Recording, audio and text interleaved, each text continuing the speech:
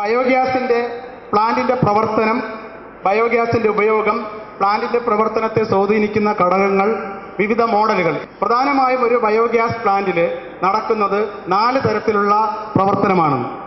വായു സമ്പർക്കമില്ലാത്ത, ഇപ്പോൾ കമ്പോസ്റ്റിങ്ങും ബയോഗ്യാസ് പ്ലാന്റും തമ്മിലുള്ള വ്യത്യാസം, കമ്പോസ്റ്റിങ്ങിൽ വായു സമ്പർക്കം ഉണ്ടെങ്കിൽ ബയോഗ്യാസ് പ്ലാന്റിൽ വായു സമ്പർക്കമില്ലാത്ത ഒരവസ്ഥയിലാണ് ഈ ജൈവവസ്തുക്കൾ പ്രവർത്തിക്കുന്നത്. ഇപ്പോൾ വായു സമ്പർക്കമില്ലാത്ത ഒരവസ്ഥ ഉണ്ടാക്കണം. അതാണ് വിവിധ മോഡലുകളിലുള്ള ബയോഗ്യാസ് പ്ലാന്റുകളിൽ.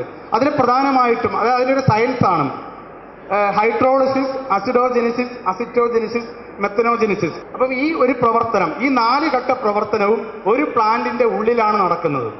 അതിന് പ്രത്യേകിച്ച് അറകളൊന്നുമില്ല. അതുകൊണ്ടാണ് ഈ തുടർച്ചയായ ഈ പ്രവർത്തനങ്ങൾ നടത്താനുള്ള സംവിധാനം ഉണ്ടെങ്കിൽ മാത്രമേ ബയോഗ്യാസ് പ്ലാന്റുകൾ കൃത്യമായി പ്രവർത്തിക്കുകയുള്ളൂ. അപ്പോൾ ഇതിൻ്റെ ഓരോ പ്രോസസ്സ് നടക്കുന്ന സമയത്തും പല രീതിയിലുള്ള ജൈവ വിഘടന പ്രക്രിയകൾ നടക്കുന്നു. ഇങ്ങനെ ജൈവ വിഘടന പ്രക്രിയ നടന്നിട്ടാണ് അവസാനം ബയോഗ്യാസ് ഉൽപ്പാദിപ്പിക്കുന്നത്. ബയോഗ്യാസ് എന്ന് പറഞ്ഞാൽ അതിൽ ഏറ്റവും പ്രധാനപ്പെട്ട ഘടകം മീഥെയിനാണ്. മീഥെയിൻ ഏകദേശം 50 മുതൽ 75% വരെ അതിൻ്റെ ഉള്ളിൽ മീഥെയിനാണ് ഉണ്ടാകുന്നത്. ആ മീഥെയിനാണ് ഈ കത്തുന്നത്, അല്ലെങ്കിൽ അതാണ് നമ്മൾ പ്രയോജനപ്പെടുത്തുന്നത്. അപ്പോൾ ഇതിൻ്റെ വിവിധ ഘടകങ്ങളെക്കുറിച്ച് നോക്കുമ്പം അതിൽ 2 മുതൽ 7% വരെ ജലബാഷ്പമുണ്ട്. അപ്പോൾ നമ്മൾ മനസ്സിലാക്കേണ്ടത്, ബയോഗ്യാസ് പ്ലാന്റ് ഒരു പൈപ്പ് വഴി സ്റ്റൗവിലോട്ട് പോകുമ്പം അത് കുറേ നാൾ കഴിയുമ്പോൾ വളവൊക്കെ ഉണ്ടെങ്കിൽ അതിൻ്റെ ഉള്ളിൽ ജലബാഷ്പം ബ്ലോക്ക് ആവാൻ സാധ്യതയുണ്ട്. അപ്പോൾ അതുകൊണ്ട് ചിലപ്പം പ്രവർത്തിക്കാതെ വരും, കത്തിക്കാൻ പറ്റാതെ വരും. അപ്പോൾ അത് ശ്രദ്ധിക്കേണ്ടതായിട്ടുണ്ട്. അതിന് കാരണം ബയോഗ്യാസിനോടൊപ്പം ജലബാഷ്പം ഉള്ളതാണ്. ബയോഗ്യാസിന് പ്രത്യേക മണമൊന്നുമില്ല. അതിൽ അവസാനം പറഞ്ഞിരിക്കുന്നത് ഹൈഡ്രജൻ സൾഫൈഡ് 1% താഴെ അടങ്ങിയിട്ടുണ്ട്. അതുകൊണ്ടാണ് ഒരു ചീഞ്ഞ മണം ഉണ്ടാകുന്നത്. അത് മീഥെയിൻ വാതകത്തിൻ്റെ മണമല്ല, ഈ ഹൈഡ്രജൻ സൾഫൈഡ് കുറച്ച് ഉള്ളത് കൊണ്ടാണ്. വായുവിനേക്കാൾ ഭാരം കുറഞ്ഞ വാതകമാണ് ബയോഗ്യാസ്. ബയോഗ്യാസിൽ നമ്മൾ വിവിധ വസ്തുക്കളാണ് ബയോഗ്യാസിൽ ഇടുന്നത്. ഇതൊരു കണക്കിന് വേണ്ടി 1 ക്യൂബിക് മീറ്റർ, ബയോഗ്യാസ് പ്ലാന്റിന്റെ കപ്പാസിറ്റി പറയുന്നത് ക്യൂബിക് മീറ്ററിലാണ്. 1 ക്യൂബിക് മീറ്റർ അല്ലെങ്കിൽ 2, 3 അങ്ങനെ പല തരത്തിൽ പറയും. 1 ക്യൂബിക് മീറ്റർ ഗ്യാസ് കിട്ടണമെങ്കിൽ 1 കിലോ ചാണകം ഉണ്ടെങ്കിൽ, കൗടങ്ങാണെങ്കിൽ 0.04 ക്യൂബിക് മീറ്റർ ഗ്യാസ് കിട്ടുമെങ്കിൽ 1 കിലോ അടുക്കള വേസ്റ്റ് ഉണ്ടെങ്കിൽ 0.09 മീറ്റർ ക്യൂബ്. എന്ന് പറഞ്ഞാൽ 1 കിലോ ചാണകവും 1 കിലോ അടുക്കള വേസ്റ്റും ഉണ്ടെങ്കിൽ ചാണകത്തിൽ നിന്ന് കിട്ടുന്നതിൻ്റെ ഏകദേശം 2.5 ഇരട്ടി ഗ്യാസാണ് 1 കിലോ അടുക്കള വേസ്റ്റിൽ നിന്ന് കിട്ടുന്നത്. അപ്പം അതുപോലെ തന്നെ ലാട്രിൻ കണക്ട് ചെയ്യാൻ നേരത്തെ ഇവിടെ സൂചിപ്പിച്ചു. 1 കിലോ മനുഷ്യ വിസർജ്യത്തിൽ നിന്ന് 0.07 മീറ്റർ ക്യൂബ് ഗ്യാസ് കിട്ടും. അപ്പോൾ ഇതിൽ നിന്ന് നമ്മൾ 1 ക്യൂബിക് മീറ്റർ ബയോഗ്യാസ് ഉൽപ്പാദിപ്പിക്കാൻ വേണ്ട വസ്തുക്കൾ എന്ന് പറയുന്നത് 20 മുതൽ 25 കിലോ ചാണകമുണ്ടെങ്കിൽ ഒരു പ്ലാന്റ് സ്ഥാപിക്കാം. അതേപോലെ 7 മുതൽ 10 കിലോ അടുക്കള വേസ്റ്റ് ലഭ്യമാണ് എങ്കിൽ നമുക്ക് 1 ക്യൂബിക് മീറ്ററിൻ്റെ ബയോഗ്യാസ് പ്ലാന്റ് സ്ഥാപിക്കാൻ പറ്റും. 10 മുതൽ 15 കിലോ ലാട്രിൻ വേസ്റ്റ് കിട്ടുകയാണെങ്കിൽ അത് 1 ക്യൂബിക് മീറ്ററിൻ്റെ പ്ലാന്റ് നമുക്ക് സ്ഥാപിക്കാൻ പറ്റും. ഇത് 1 ക്യൂബിക് മീറ്റർ ഗ്യാസിൻ്റെ അളവാണ്. ഇനി ബയോഗ്യാസ് പ്ലാന്റ് സ്ഥാപിച്ചു, അത് കൃത്യമായി പ്രവർത്തിക്കണമെങ്കിൽ പ്രധാനമായും 8 കാര്യങ്ങൾ, അതിന് 8 ഘടകങ്ങൾ അനുസരിച്ചാണ് അത് കൃത്യമായി പ്രവർത്തിക്കുന്നത്. ഒന്ന്, നമ്മളിടുന്ന വസ്തുക്കളുടെ, ഞാനിതിൻ്റെ സയൻസ് സൂചിപ്പിക്കുന്നതെന്ന് മാത്രമേ ഉള്ളൂ, കാർബൺ നൈട്രജൻ റേഷ്യോ. മറ്റൊന്ന് pH. ഇപ്പോൾ നേരത്തെ സാറ് പറഞ്ഞ പോലെ നാരങ്ങ കൂടുതലായിട്ട് ഉപയോഗിക്കാൻ പറ്റുമോ? pH വാല്യൂ എന്ന് ഉദ്ദേശിക്കുന്നത് ആ അസിഡിക് ആൽക്കലി സ്വഭാവത്തെക്കുറിച്ചാണ് നമ്മളിടുന്ന വസ്തുക്കളുടെ. മറ്റൊന്ന് ഊഷ്മാവ്, എത്ര ടെമ്പറേച്ചറിലാണ് നല്ല രീതിയിൽ ഗ്യാസ് ഉണ്ടാകുന്നത് എന്നുള്ള കാര്യം. മറ്റൊന്ന് എത്ര ഇടാൻ പറ്റും. നമ്മൾ 1 ക്യൂബിക് മീറ്റർ പ്ലാന്റ് സ്ഥാപിച്ചാൽ അതിൽ കൂടുതൽ ഇടാമോ കുറവ് ഇടാമോ. അതുപോലെ റിട്ടൻഷൻ സമയം, 1 കിലോ വേസ്റ്റ് ഇട്ടാൽ അത് എത്ര ദിവസം കൊണ്ടാണ് പൂർണ്ണമായും ഗ്യാസായി മാറി സ്ലറിയായിട്ട് പുറത്തു വരുന്നത്. മറ്റൊന്ന് എന്തൊക്കെ ഇടാൻ പാടില്ല, ടോക്സിക് വസ്തുക്കൾ ഏതാണ്. പിന്നെ ഇടുന്ന വസ്തുക്കൾ വെള്ളം മാത്രം ഒഴിച്ചാൽ മതിയോ, അതിൽ ഖരപദാർത്ഥങ്ങളുടെ സാന്ദ്രത എത്രയാണ്, വലിപ്പം എത്രയായിരിക്കണം. ഇങ്ങനെ 8 പ്രധാന ഘടകങ്ങളെ ആശ്രയിച്ചാണ് ബയോഗ്യാസ് കൃത്യമായി പ്രവർത്തിക്കുന്നത്. അതിൽ ഒരു കാര്യം, കാർബൺ നൈട്രജൻ റേഷ്യോ 20-നും 30-നും ഇടയ്ക്ക് വരണം. സാധാരണ കൗടങ്ങാണ് 24 വരുന്നത്. ഓരോ വേസ്റ്റിനും വ്യത്യസ്ത അളവാണ്. ബാക്ടീരിയ ഉൽപ്പാദനത്തിന് ചാണകം ആവശ്യമാണ്. കാര്യം അതിലെ കാർബൺ നൈട്രജൻ റേഷ്യോ ബാക്ടീരിയ ഉൽപ്പാദനത്തിന് ഏറ്റവും അനുയോജ്യമാണ്.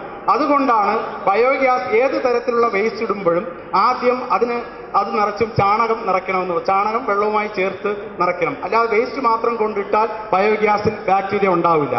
ഈ കാർബൺ നൈട്രജൻ റേഷ്യോയ്ക്ക് അനുസരിച്ചുണ്ടെങ്കിൽ മാത്രമേ ബാക്ടീരിയ ഉൽപ്പാദനം തുടങ്ങുകയുള്ളൂ. അതുകൊണ്ടാണ് ഏത് ബയോഗ്യാസ് പ്ലാന്റ് പ്രവർത്തിപ്പിക്കണമെങ്കിലും ആദ്യം കൗഡങ് തന്നെ നിറയ്ക്കണമെന്ന് പറയുന്നത്. പിന്നെ pH വാല്യൂ, ആസിഡ് ആൽക്കലി സ്വഭാവം ഏകദേശം 6.8-നും 7.2-നും ഇടയ്ക്കായിരിക്കണം. കൂടുതൽ ആൽക്കലി സ്വഭാവമുള്ള വസ്തുക്കൾ ഇടാൻ പാടില്ല. അസിഡിക് സ്വഭാവമുള്ള ഓറഞ്ച് അല്ലെങ്കിൽ അതിൻ്റെ അച്ചാറിൻ്റെ വേസ്റ്റ് കുറേ അധികം അങ്ങനെ ഇടാൻ പാടില്ല എന്ന് പറയുന്നത് pH വാല്യൂവിൽ വ്യത്യാസം വരരുത് എന്ന് കരുതിയാണ്. പിന്നെ ടെമ്പറേച്ചർ 35 ഡിഗ്രി സെൽഷ്യസ് ആണ് ബയോഗ്യാസ് ഉൽപ്പാദനത്തിന് ഏറ്റവും അനുയോജ്യം. ഇപ്പം മൂന്നാറിൽ ഒരു ബയോഗ്യാസ് പ്ലാന്റ് വെച്ചു, ഒരേ വേസ്റ്റ് ഇടുന്നു. നമ്മൾ തിരുവനന്തപുരത്ത് വന്ന് വെച്ച് ഇടുന്നു. അതുകൊണ്ട് അതിൽ നിന്ന് കിട്ടുന്ന ഗ്യാസ് ഒരേപോലെ ആയിരിക്കണമെന്നില്ല. അപ്പോൾ ഇവിടെ ഒരു ഗ്രാഫ് കൊടുത്തിരിക്കുന്നത് 1 കിലോ കൗഡങ് ഇടണമെങ്കിൽ 15 ഡിഗ്രി സെൽഷ്യസ് ആവുമ്പം എത്ര ഗ്യാസ്, അത് മാക്സിമം എത്തുന്നത് 35 ഡിഗ്രി സെൽഷ്യസിലാണ്. അതുകൊണ്ടാണ് ബയോഗ്യാസ് പ്ലാന്റുകൾ മരത്തിന്റെ ചുവട്ടിലോ അല്ലെങ്കിൽ ഷെഡിന്റെ ഉള്ളിലോ ഒന്നും വെക്കാൻ പാടില്ല. വെയിൽ കിട്ടുന്ന സ്ഥലത്ത് വെക്കണം. അപ്പം അതിൽ സൂര്യപ്രകാശം പതിക്കുന്ന സ്ഥലത്തായിരിക്കണം ബയോഗ്യാസ് പ്ലാന്റുകൾ സ്ഥാപിക്കേണ്ടത്. നിക്ഷേപ അളവ് കൂടുതൽ ഇടാൻ പാടില്ല. കൂടുതൽ ഇട്ടാൽ നമ്മൾ നേരത്തെ പറഞ്ഞു 10 കിലോ അടുക്കള വേസ്റ്റ് ഉണ്ടെങ്കിൽ 1 ക്യൂബിക് മീറ്റർ പ്ലാന്റ് സ്ഥാപിക്കാം. നമ്മളതിൽ 2 കിലോയെ ഇടുന്നുള്ളൂ എങ്കിൽ ആ ബാക്ടീരിയ 4 ഘട്ട പ്രവർത്തനത്തിന് ബ്രേക്ക് വരും. അല്ലെങ്കിൽ കൂടുതൽ ഇടുകയാണെങ്കിൽ മുഴുവനും ഗ്യാസായി മാറാത്ത വേസ്റ്റ് പുറത്തേക്ക് വരും. ഇപ്പോൾ വീണ്ടും സ്മെല്ലുണ്ടാവും. നമ്മൾ എന്ത് ഉദ്ദേശത്തിനാണോ ബയോഗ്യാസ് പ്ലാന്റ് വെച്ചത് അത് നടക്കാതെ വരും. അപ്പോൾ നമുക്ക് ആദ്യം ഒരു ബയോഗ്യാസ് പ്ലാന്റ് ഒരു സ്ഥലത്ത് വെക്കണമെങ്കിൽ എത്ര വേസ്റ്റ് പ്രതിദിനം ഇടാൻ പറ്റും എന്നതിൻ്റെ കണക്ക് കൃത്യമായിട്ട് എടുത്തിരിക്കണം. അതിനനുസരിച്ചുള്ള പ്ലാന്റുകളാണ് സ്ഥാപിക്കേണ്ടത്. പിന്നെ 1:1 വെള്ളം കാര്യം നമ്മുടെ അടുക്കള വേസ്റ്റ് ആണെങ്കിലും പകുതി വെള്ളവും കൂടെ ചേർത്ത് ആണ് അതിനകത്ത് ഇടേണ്ടത്. വലിപ്പം ഏറ്റവും ചെറുതായിരിക്കുക എന്നുള്ളതാണ്. വലിപ്പം ഏറ്റവും കുറയ്ക്കണം. 2 സെന്റിമീറ്റർ വലിപ്പമൊക്കെയാണ് പറയുന്നത്. അപ്പം വലിയ സാധനങ്ങൾ മുറിച്ച് തന്നെ ഇടേണ്ടി വരും. കാര്യം ബാക്ടീരിയ കൂടുതൽ ഏരിയയിൽ പ്രവർത്തിക്കുന്നതിന് വേണ്ടിയാണ് ഇത്. റിട്ടൻഷൻ സമയം എന്ന് ഉദ്ദേശിക്കുന്നത് ഇന്നത്തെ വേസ്റ്റ് എത്ര ദിവസം കഴിഞ്ഞ് പുറത്തു വരും. അപ്പോൾ ഏകദേശം 30 മുതൽ 55 ദിവസം വരെയാണ്. അടുക്കള വേസ്റ്റൊക്കെ 30 ദിവസം കൊണ്ട് പൂർണ്ണമായും ഗ്യാസായി മാറും. അപ്പം നമ്മുടെ ലാട്രിൻ കണക്ട് ചെയ്തിട്ടുണ്ടെങ്കിൽ അതിന് 55 ദിവസം എടുക്കും. അപ്പം നമ്മൾ ഏത് രീതിയിലാണോ ബയോഗ്യാസ് പ്ലാന്റ് കണക്ട് ചെയ്തിരിക്കുന്നത് അതിനനുസരിച്ചാണ് അതിൻ്റെ വലിപ്പം വരുന്നത്.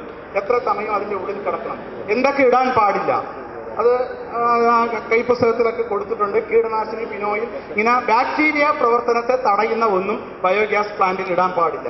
എന്തൊക്കെ ഇടാൻ പറ്റും? ഇവിടെ വീടുകളിൽ ലഭിക്കുന്ന ഭക്ഷണാവശിഷ്ടം, ധാന്യങ്ങൾ കഴുകുന്ന വെള്ളം, നമ്മുടെ വേസ്റ്റിൽ അരി അല്ലെങ്കിൽ മറ്റ് എന്തെങ്കിലും കഴുകുന്ന ആദ്യത്തെ 1-2 പ്രാവശ്യത്തെ വെള്ളവും ഈ ബയോഗ്യാസ് പ്ലാന്റിനുള്ളിൽ നമുക്ക് ഗ്യാസ് ഉത്പാദനത്തിന് ഉപയോഗിക്കാം. അതുപോലെ മത്സ്യമാംസാദികൾ കഴുകുന്ന വെള്ളം, അത് 1-2 പ്രാവശ്യം കഴുകിയെടുക്കുന്ന വെള്ളമൊക്കെ ബയോഗ്യാസ് പ്ലാന്റിന് ഉപയോഗിക്കാവുന്നതാണ്. അപ്പോൾ ഇങ്ങനെ നമ്മൾ എളുപ്പം മനസ്സിലാകുന്ന രീതിയിൽ പറയുകയാണെങ്കിൽ കുറച്ച് വേസ്റ്റ് ഒരു സ്ഥലത്ത് കിടന്നാൽ അത് ചെയ്യാൻ സാധ്യതയുണ്ടെങ്കിൽ, പരിസര മലിനീകരണം സാധ്യത ഉണ്ടെങ്കിൽ ഏറ്റവും കൂടുതൽ മലിനീകരണത്തിന് സാധ്യമാകുന്ന വേസ്റ്റാണ് ബയോഗ്യാസ് പ്ലാന്റിന് ഏറ്റവും അനുയോജ്യം. പരിസരം മലിനീകരണത്തിന് വെച്ചാൽ ജീർണിക്കാൻ എളുപ്പം സാധ്യതയുള്ള വേസ്റ്റാണ് ബയോഗ്യാസ് പ്ലാന്റിന് വേണ്ടത്. ചിലർ ചോദിക്കും ഉള്ളിയുടെ തൊലിയിട്ടൂടെ മുട്ടയുടെ തോട്, അത് നിങ്ങൾ മനസ്സിലാക്കേണ്ടത് അതൊരു സ്ഥലത്ത് അത് മാത്രം കിടന്നാൽ പരിസര മലിനീകരണം ഉണ്ടാക്കൂല. ഇപ്പം കല്യാണ മണ്ഡപത്തിൽ ഇല ഇടാമോ എന്നൊക്കെ ചോദിക്കാറുണ്ട്. അപ്പം ഇല മാത്രം ഒരു സ്ഥലത്ത് മാറ്റിയിട്ടാൽ അത് ഉണങ്ങി അങ്ങ് പോകും. അത് ജീർണിക്കാനുള്ള സാധ്യത കുറവാണ്. പക്ഷെ അതിൻ്റെ കൂടെ മറ്റ് വേസ്റ്റുകളൊക്കെ ചേരുമ്പോഴാണ് പരിസര മലിനീകരണം ഉണ്ടാകുന്നത്. അപ്പോൾ എളുപ്പം ജീർണിക്കാൻ സാധ്യതയുള്ള പരിസര മലിനീകരണത്തിന് കൂടുതൽ സാധ്യതയുള്ളതാണ് ബയോഗ്യാസ് പ്ലാന്റുകൾക്ക് അനുയോജ്യം. 3 തരത്തിലുള്ള ബയോഗ്യാസ് പ്ലാന്റുകളാണ് വെക്കുന്നത്. ഒന്ന് KVIC മോഡൽ എന്ന് പറഞ്ഞ് ഫ്ലോട്ടിംഗ് ഡ്രം മോഡൽ, മറ്റൊന്ന് ദീനബന്ധു മണ്ണിന്റെ അടിയിൽ ഇങ്ങനെ ഡോം പോലെ കിട്ടുന്ന സാധനമാണ്, മറ്റൊന്ന് പോർട്ടബിൾ. KVIC മോഡൽ, ഇത്തരത്തിലുള്ള മോഡൽ ബയോഗ്യാസ് പ്ലാന്റുകളാണ് ആലപ്പുഴയിൽ കുറേയേറെ വെച്ചിട്ടുള്ളത്. അപ്പോൾ എല്ലാ സ്ഥലത്തും അതിനുള്ള സൗകര്യം ഉണ്ടാവണമെന്നില്ല. അങ്ങനെയുള്ള സ്ഥലങ്ങളിൽ കൂടുതൽ വേസ്റ്റ് ഇടാൻ പറ്റിയ പ്ലാന്റുകളാണ് ഇത്തരത്തിലുള്ളത്.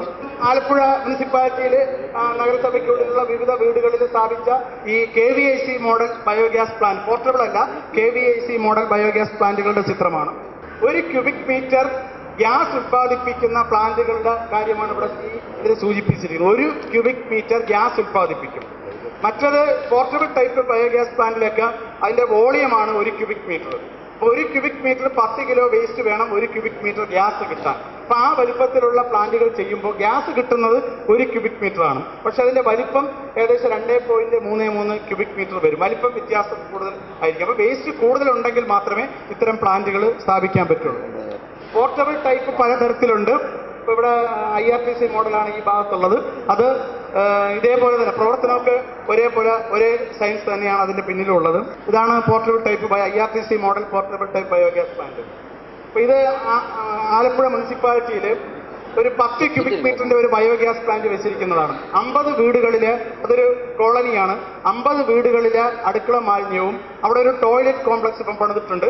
അതിൽ ആ ടോയ്ലറ്റിൽ നിന്നുള്ള മാലിന്യവും ഈ പ്ലാന്റിലേക്ക് തന്നെയാണ് ഇടുന്നത്. 10 ക്യൂബിക് മീറ്ററിന്റെ പ്ലാന്റാണ്.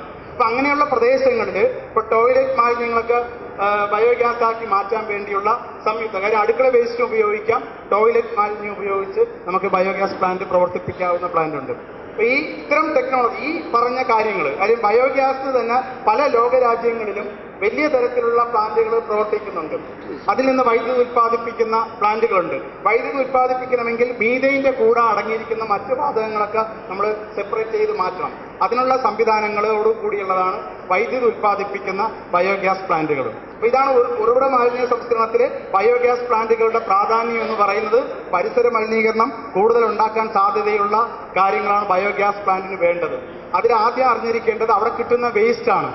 ആലപ്പുഴയിലൊക്കെ ചില സ്ഥലങ്ങളിൽ 3-4 വീടുകൾക്ക് വേണ്ടി ഒരു പ്ലാന്റ്, സൗകര്യമുള്ള ഒരു വീട്ടിൽ പ്ലാന്റ് ചെയ്തു. അപ്പോൾ ചിലതൊക്കെ പരാജയപ്പെട്ടു. അതിന് കാരണം അടുത്ത വീട്ടുകാർ ഏതെങ്കിലും ദിവസം കൂടുതൽ വേസ്റ്റ് ഉണ്ടെങ്കിൽ അതും കൊണ്ടുപോയി ഇതിനകത്തിടും. അപ്പം ബയോഗ്യാസ് പ്ലാന്റുകൾ സ്ഥാപിക്കുമ്പോൾ പ്രതിദിനം എല്ലാ ദിവസവും ആ വേസ്റ്റ് ഇടണം. അതിനനുസരിച്ചുള്ള അളവിലുള്ള എത്രയാണ് നമ്മൾ മനസ്സിലാക്കേണ്ടതായിട്ടുണ്ട്.